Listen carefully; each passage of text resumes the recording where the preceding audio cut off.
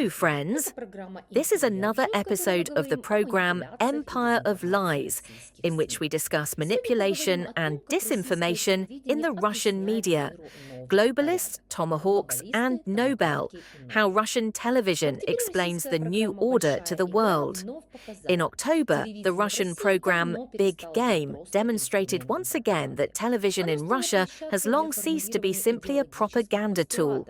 It has become a platform for formulating ideological postulates presented as analysis of international events, but in reality it is an attempt to create an alternative worldview in which Russia is a rational, moral, and even peace-loving player, and the West is a hypocritical, exhausted, and internally corrupted adversary.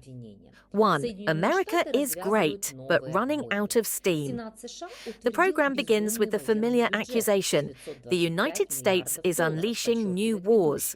The US Senate approved an insane military budget of $925 billion, the host emphasizes, 6 times larger than Russia's.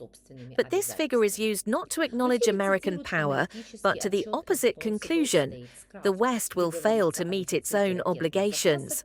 The program cites an analytical report from Responsible Statecraft, which discusses a shortage of missile stockpiles and slow production. This is the basis for the narrative. The Pentagon is forced to choose between Ukraine, Israel, and China. The US lacks the capacity to continue the war. This phrase creates a new version of an old Soviet idea. The US is strong, but broken. It is not so much a superpower as a colossus with feet of clay, exhausted by its own obligations. For the Russian audience, this is a source of pride. We will endure. But for foreign audiences, it is an invitation to doubt. Perhaps we really should stop before our resources run out. 2. Europe, a vassal tired of paying. The second part of the program turns into an economic confession of Europe, where every mention of defense spending sounds like a diagnosis. The presenter discusses the EU's financial limits and ridicules the American requirement to spend 5% of GDP on defense.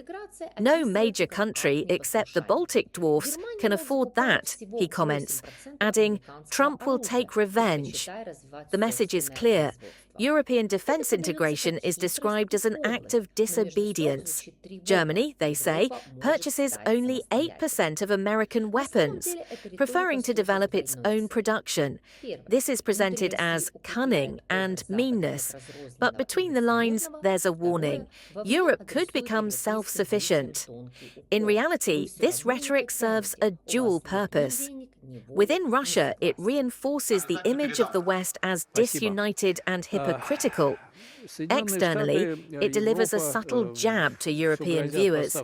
You can't handle it anyway. You have neither the money, nor the will, nor the consent. I'll be sure to pass this on. Thank you. The United States and Europe are all threatening to supply new weapons systems and missiles.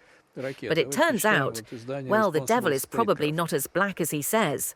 At the very least, the United States itself is experiencing major problems with its own stockpiles of these missiles.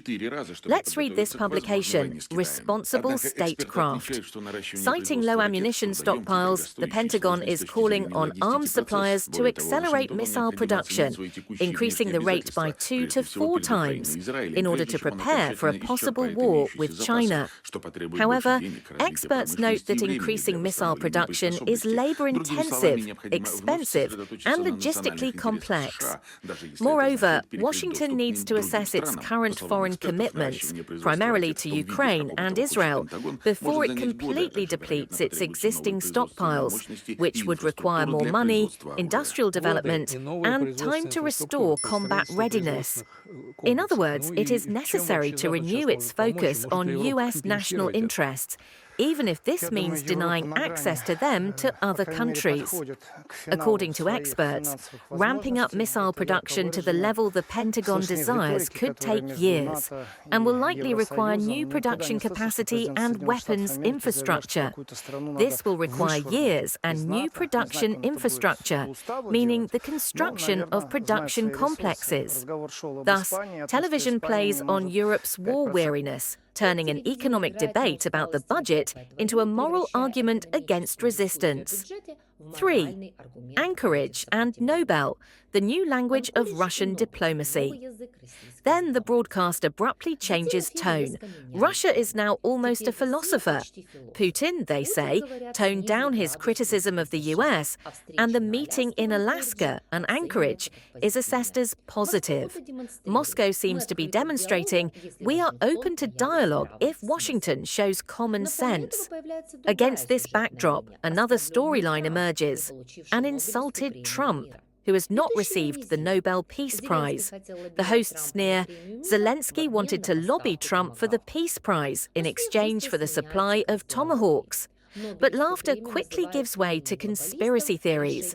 The Nobel Prize is called a Globalist Prize, a decision of the American deep state directed against sovereign politicians.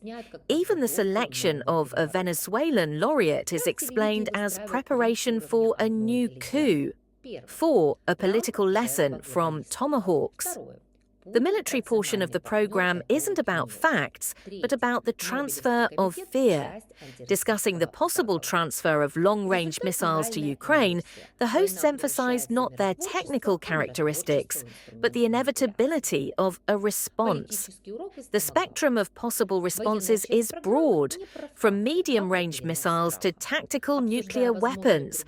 Thus, any Western aid to Ukraine is declared a potential nuclear crime. This is the goal, not to convince people that missiles are scary, but to instill in them the very act of aid is dangerous. This was the program Empire of Lies. See you soon. You.